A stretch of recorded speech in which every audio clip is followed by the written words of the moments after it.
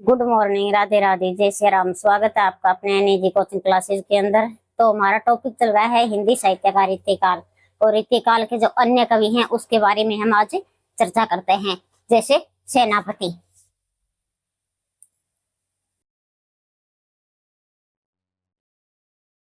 सेनापति इनकी प्रमुख रचनाएं हैं कवित रत्नाकर, कवित रत्नाकर,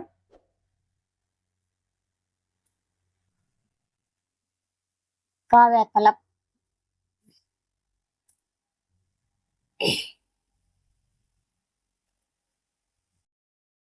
ध्रुव। ये इनकी दो प्रमुख रचनाएं हैं।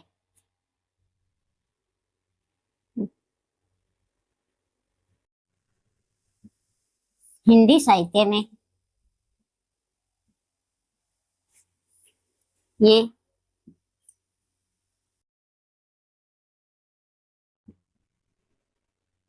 षड ऋतु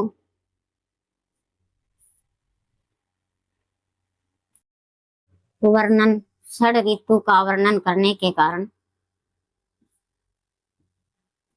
वर्णन करने के कारण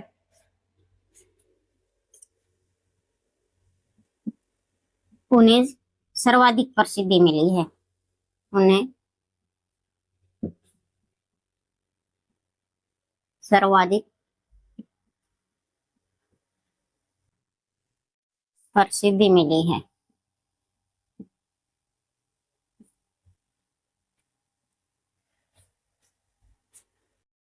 आगे लिखो, इसकी रचनाओं में, इसकी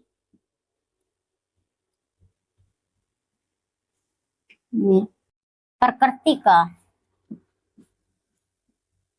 सुंदर वर्णन किया गया है। सुंदर वर्णन किया गया है।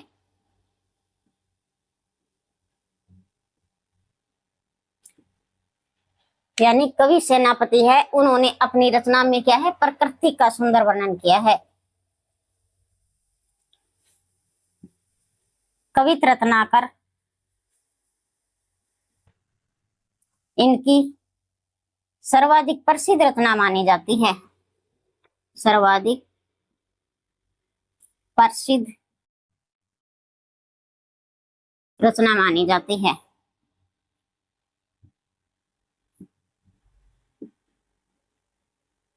इस रचना में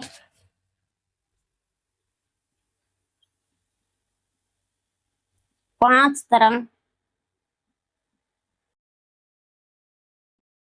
और 394 छंद हैं।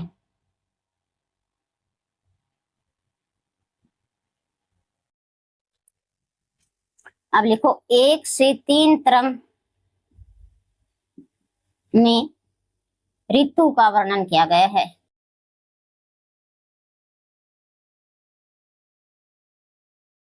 और 4 से 5 तरंग में राम का वर्णन किया गया है।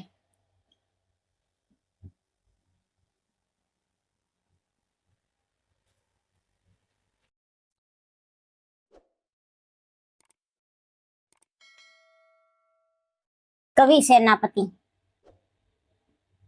इनकी प्रमुख रचना है कवित रत्नाकर और काव्य कल्प ध्रुव। हिंदी साहित्य में ये षड ऋतु वर्णन करने वाले कवि माने जाते हैं। प्रश्न पूछा जा सकता है कि हिंदी साहित्य में ऋतुकाल का ऐसा कौन सा कवि है जिन्होंने षड ऋतु का वर्णन किया है, तो कवि सेनापति ने किया है। और इनकी रचना में क्या है, प्रकृति का सुंदर वर्णन किया गया है। प्रकृति का सुंदर वर्णन किसने किया है, कवि सेनापति ने किया है। कवि रत्नाकर है, इनकी सर्वाधिक प्रसिद्ध रचना मानी जाती है। यानी कवि सेनापति की सर्वाधिक प्रसिद्ध रचना पूछी जाती है तो वो कवित रत्नाकर रचना है। इस रचना में तरंग, यानी इस रचना में 5 तरंग हैं और 394 क्या है, छंदों का वर्णन किया गया है। 1 से लेकर जो 3 तरंग है इसमें तो उन्होंने क्या है, ऋतु का वर्णन किया गया है। और 4 से 5 तरंग है, इसमें क्या है, राम का वर्णन किया गया है। और कुछ विद्वानों के अनुसार इनका मूल नाम नगेश भट्ट माना जाता है, नगेश भट्ट। कुछ विद्वान तो क्या है, इनका कहते हैं कि कवि सेनापति का मूल नाम है वो नगेश भट्ट है, और कुछ विद्वान ये कहते हैं कि ये संस्कृत व्याकरण के प्रसिद्ध नगेश भट्ट है, जो सेनापति नाम से क्या है उन्होंने लेखन कार्य किया है। ये बात आपको ध्यान रखनी है, एक बार आप स्क्रीनशॉट ले सकते हो।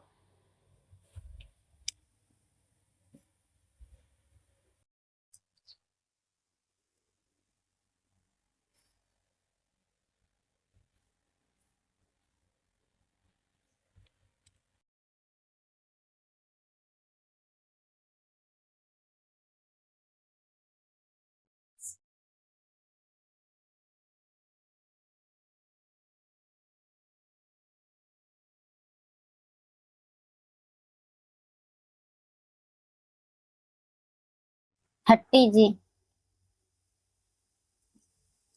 इनकी प्रमुख रचना है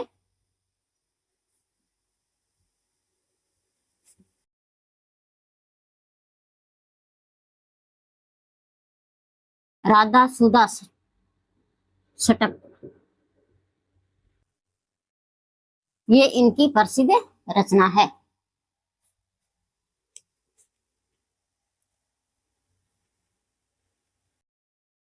इस रचना में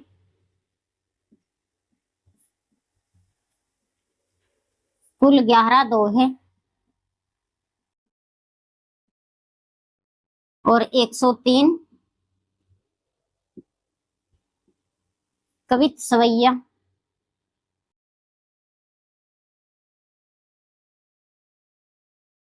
छंदों का वर्णन किया गया है,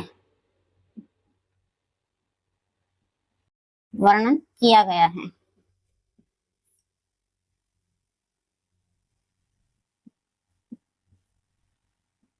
आगे लिखो, ये राधा वल्लभ संप्रदाय से संबंधित कवि माने जाते हैं, कवि माने जाते हैं।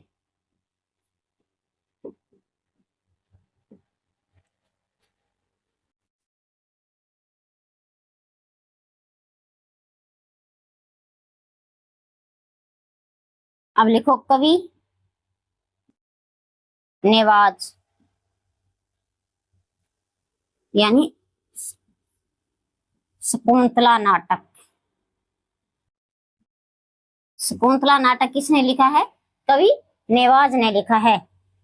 ये राजा 70 साल के आश्रित कवि माने जाते हैं, आश्रित कवि माने जाते हैं।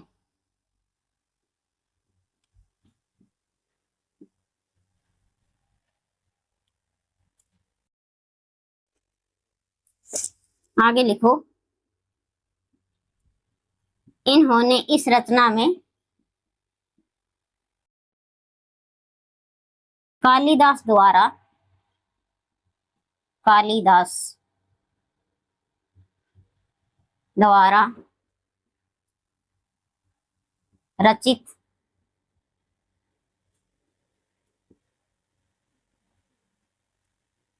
अभिज्ञान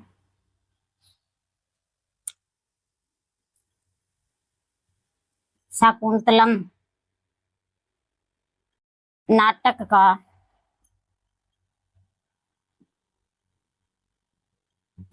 पदबंध हिंदी अनुवाद किया है, हिंदी अनुवाद किया है।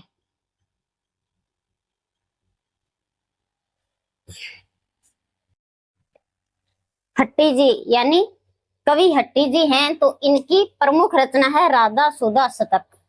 ये कवि हट्टी जी, इनकी प्रमुख रचना पूछी जाती है तो राधा सुधा षटक, ये इनकी प्रमुख रचना है। इस रचना में कुल क्या है? 11 दोहे हैं और 103 है वो कवि सवैया छंदों का वर्णन किया गया है। ये राधा वल्लभ संप्रदाय से संबंधित कवि माने जाते हैं, यानी हट्टी जी हैं ये राधा वल्लभ संप्रदाय से संबंधित कवि माने जाते हैं। राधा वल्लभ संप्रदाय है, इसके प्रवर्तक कौन है बताओ। मैंने आपको पिछली वीडियो में यह टॉपिक करवाया था, तो उस समय मैंने बताया था कि राधा वल्लभ संप्रदाय है, उसके प्रवर्तक कौन है। तो कवि निवाज यानी इनकी रचना है शकुंतला नाटक। शकुंतला नाटक किसने लिखा है? कवि निवाज ने लिखा है। ये राजा छत्रसाल के आश्रित कवि माने जाते हैं और इन्होंने इस रचना में क्या है, कालिदास द्वारा रचित अभिज्ञान शकुंतलम नाटक है, उसका क्या है, उन्होंने हिंदी में अनुवाद किया है। तो ये भी बात आपको ध्यान में रखनी है। तो एक बार आप स्क्रीनशॉट ले सकते हो।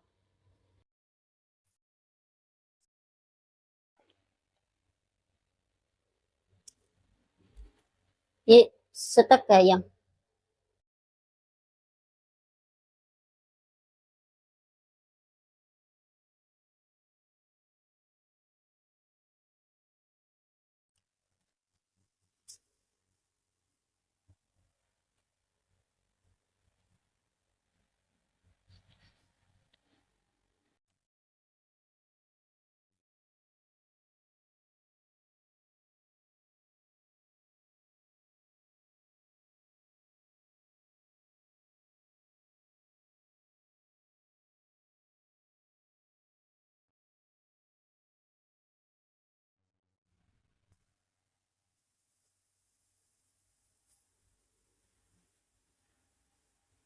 वृंद कवि,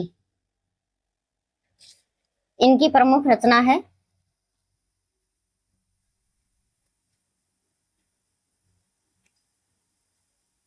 यमक सतसई,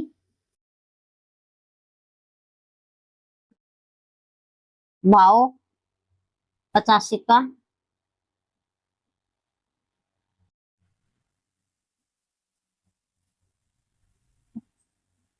वरिंद सतसई,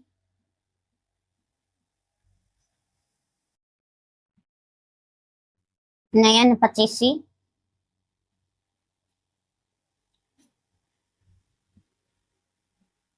पवन 85,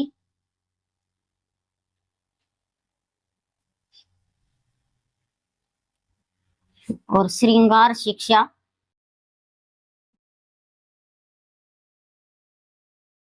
12 मासा।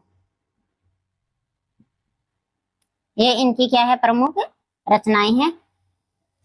अब आगे लिखो नोट लगाकर।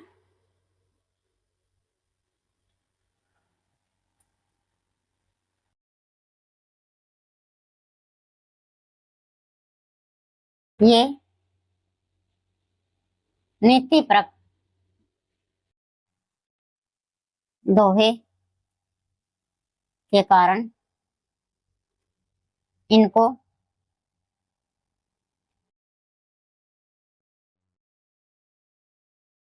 सर्वाधिक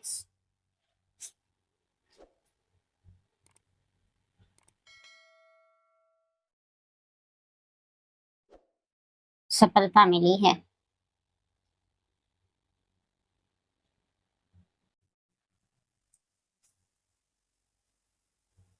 इनको नीति प्रकय दोहा लिखने के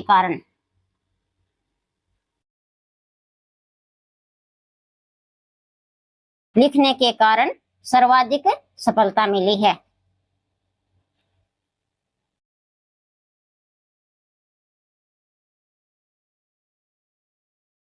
इनका मूल नाम पूछा जाता है, इनका मूल नाम वृंदावन था। वृंद कवि का मूल नाम पूछा जाता है तो वृंदावन है। वृंद कवि, इनकी प्रमुख रचना है यमक सतसई, दूसरी है भाव 85 का। वृंद सतसई इसकी रचना है नयन 85, पवन 85, ये दोनों इंपॉर्टेंट है एग्जाम की दृष्टि से। श्रृंगार शिक्षा है, 12 मासा है। ये नीति प्रक दोहे लिखने वाले कवि माने जाते हैं। पूछा जा सकता है कि वृंद कैसे कवि थे, तो उन्होंने क्या है, नीति प्रक दोहे लिखे थे और नीति प्रक दोहे लिखने के कारण ही उनको क्या है, सर्वाधिक सफलता मिली है। और इनका मूल नाम पूछा जाता है तो वृंदावन इनका क्या है, मूल नाम था। एक बार आप स्क्रीनशॉट ले सकते हो।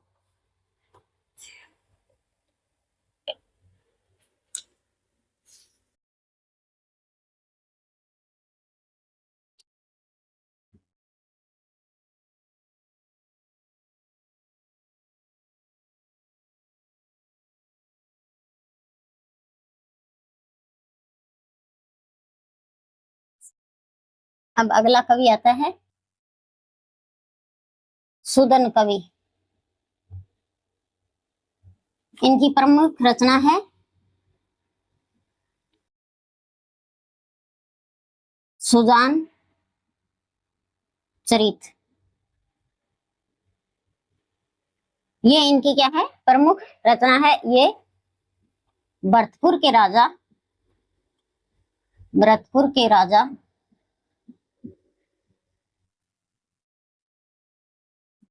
सूरजमल या सुजान सिंह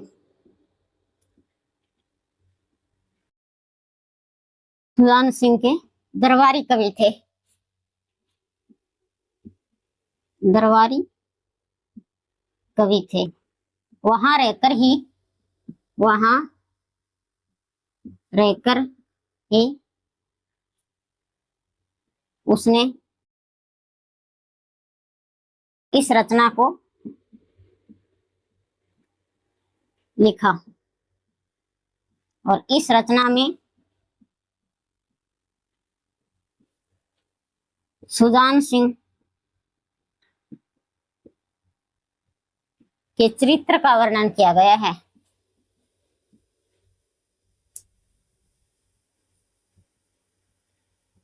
चरित्र का वर्णन किया गया है।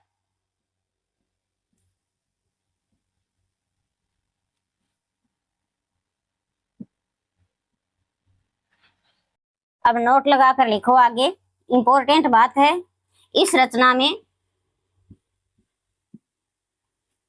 रचना का विभाजन 5 जंगों में किया गया है।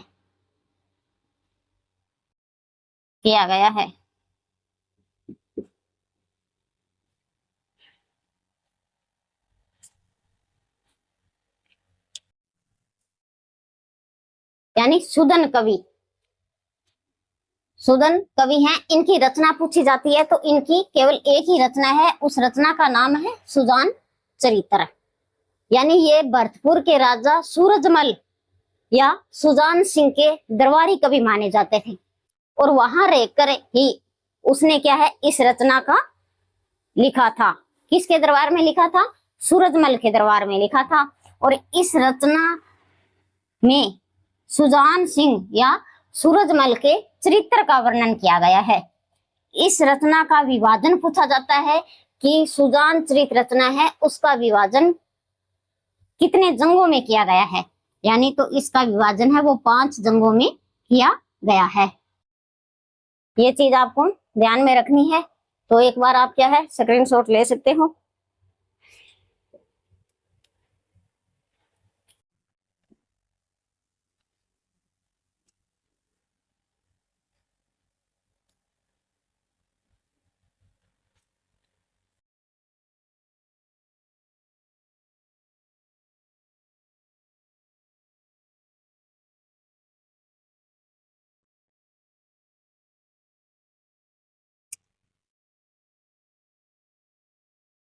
अगला कवि आता है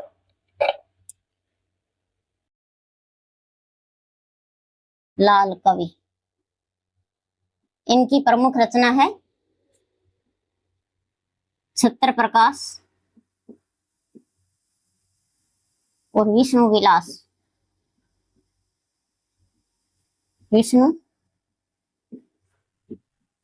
ये इनकी प्रमुख रचना है। नोट लगा के लिखो। इनका मूल नाम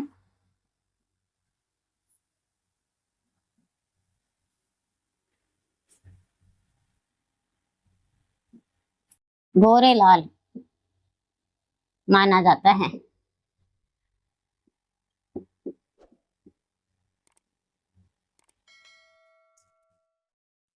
अगला कवि आता है खुमान कवि। खुमान कवि, इनकी प्रमुख रचना खुमान कवि की है नरसिंहचरित और लक्ष्मण शतक।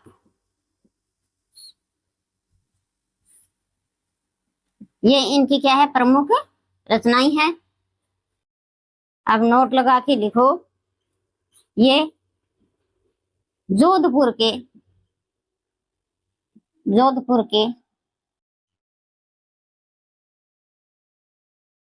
राजा मान सिंह के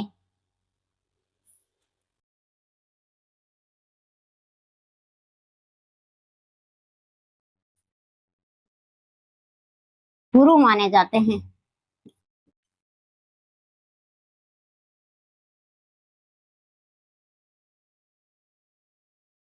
अब आगे लिखो, आचार्य रामचंद्र शुक्ल के अनुसार, रामचंद्र शुक्ल के अनुसार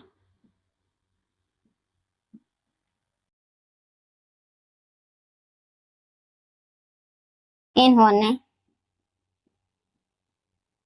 27 रचनाओं का लेखन कार्य किया है। लेखन कार्य किया है। ये बात कौन कह रहे हैं, रामचंद्र शुक्ल कह रहे हैं। यानी लाल कवि की प्रमुख रचना है छत्र प्रकाश। एग्जाम की दृष्टि से इंपॉर्टेंट है, परीक्षा में पूछी जा चुकी है। विष्णु विलास, इनका मूल नाम पूछा जाता है तो गोरेलाल माना जाता है। लाल कवि का मूल नाम क्या है, गोरेलाल। यानी अगला कवि आता है खुमान कवि, तो नरसिंह चरित है और लक्ष्मण शतक, इनकी ये दो प्रमुख रचनाएं हैं। ये जोधपुर के महाराज मान सिंह के गुरु माने जाते हैं। मान सिंह के गुरु कौन माने जाते हैं, खुमान कवि माने जाते हैं। आचार्य रामचंद्र शुक्ल के अनुसार कहा जाता है कि उन्होंने कुल 27 रचनाओं का लेखन कार्य किया है। कितनी रचनाओं का, 27 रचनाओं का लेखन कार्य किया है। ये बात कौन कह रहे हैं, आचार्य रामचंद्र शुक्ल कह रहे हैं। तो एक बार आप क्या है स्क्रीनशॉट ले सकते हो।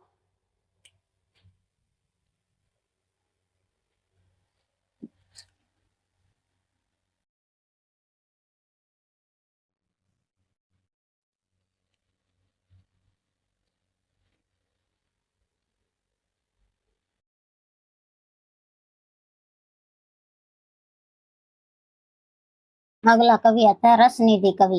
रसनिधि कवि, इनकी प्रमुख रचना है रतन हजारा।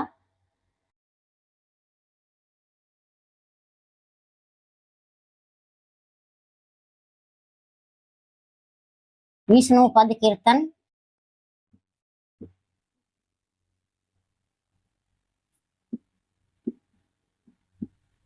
कवित बारहमासा,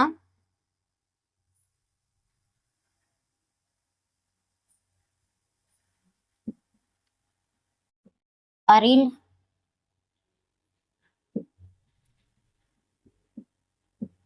हिंडोला,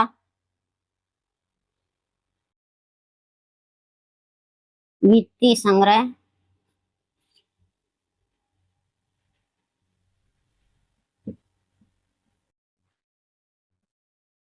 रसनिधि सार, ये इनकी क्या है, प्रमुख रचनाएं हैं। अब लिखो आगे नोट लगाकर,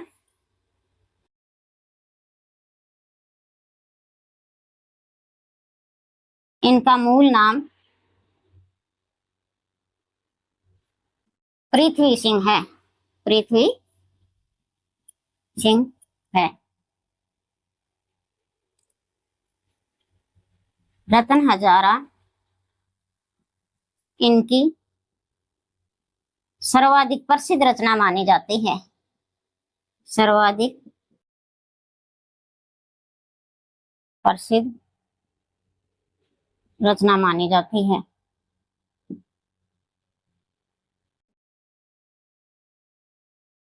रसनिधि की सर्वाधिक प्रसिद्ध रचना पूछी जाती है, कौन सी है, रतन हजारा है। इस रचना में क्या है, इस रचना में कवि बिहारी के श्रृंगार शैली का अनुकरण करके इस रचना को लिखा है। इस रचना को लिखा है।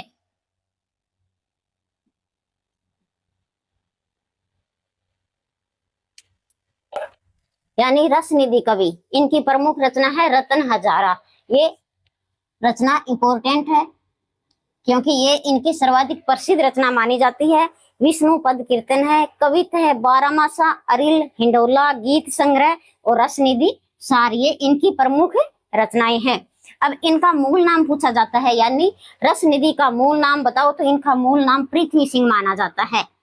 और रत्न हजारा यानी इनकी जो रत्न हजारा रचना है वो सर्वाधिक प्रसिद्ध रचना मानी जाती है।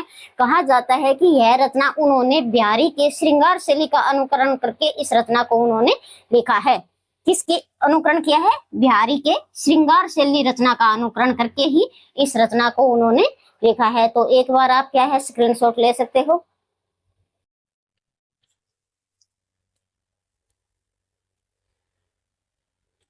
तो आज की हमारी क्लास है यहीं तक, मिलते हैं नेक्स्ट वीडियो में, तब तक के लिए धन्यवाद। जय हिंद, वंदे मातरम।